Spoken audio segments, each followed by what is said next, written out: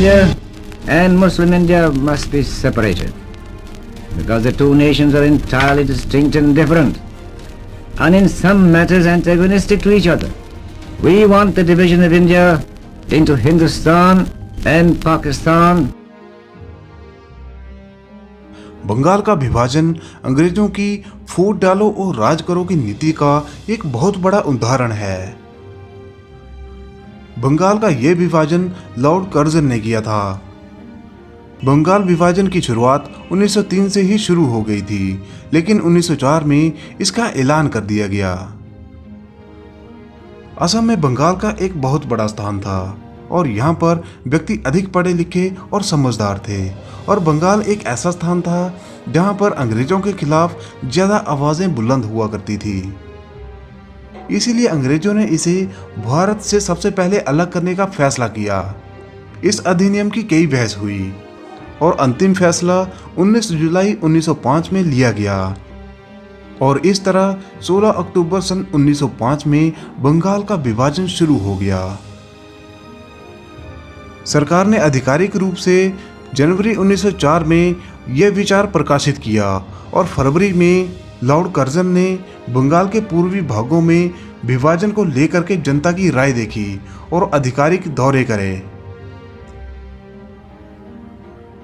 British सरकार ने कई बड़ी हस्तियों से परामर्श किया और ढाका, चटगांव और मेमनसिंह के क्षेत्रों में जाकर के भाषण दिया और विभाजन को लेकर के सरकार के रुख को समझाया।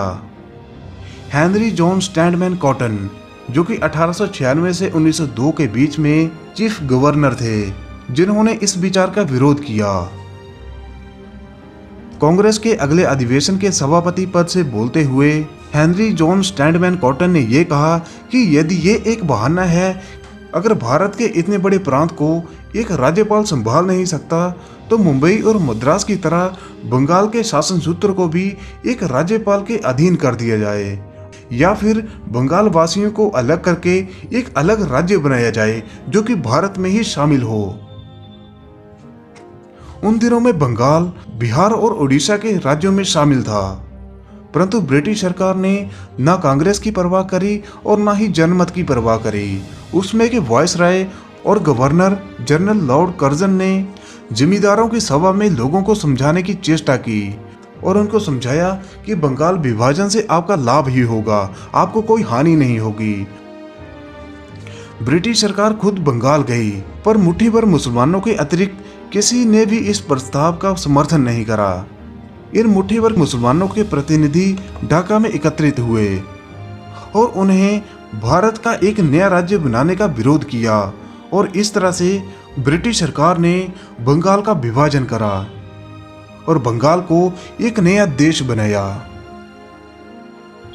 तो दोस्तों, इतिहास पर आपको ये वीडियो कैसी लगी, प्लीज़ कमेंट करके हमें ज़रूर बताएं। अगर आपने अभी तक इस चैनल को सब्सक्राइब नहीं करा है तो वीडियो देखने के साथ इस चैनल को ज़रूर सब्सक्राइब करें। तो दोस्तों, मिलते हैं हम अगली वीडियो में, तब तक के लिए जय हिंद।